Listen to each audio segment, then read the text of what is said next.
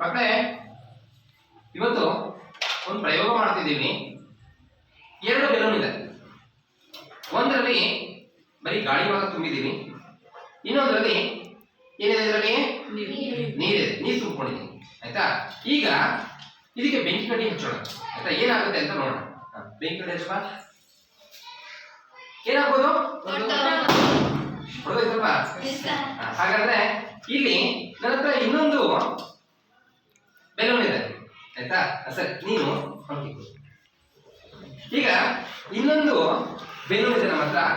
ಆಯ್ತಾ? ಇದಕ್ಕೆ ಬೆಂಕಿ ಹಚ್ತಾನೆ. ಆಯ್ತಾ? ಇದ್ರಲ್ಲಿ ಏನಿದೆ?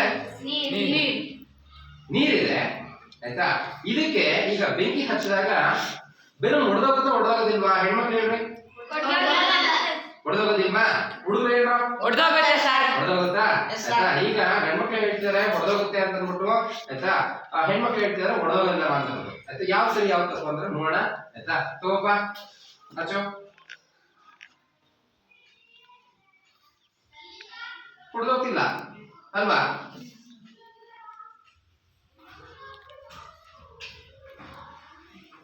ಇನ್ನೊಬ್ಬರ ಕಡೆ ಚೆಕ್ ಮಾಡ್ಸೋಣ. ಬಾರ ಬೇಡ ಬಾಯಿ, ಬೆಂಕಿ ಕಡೆ ಎಷ್ಟು ಬರುತ್ತಲ್ಲ, ಬಾ.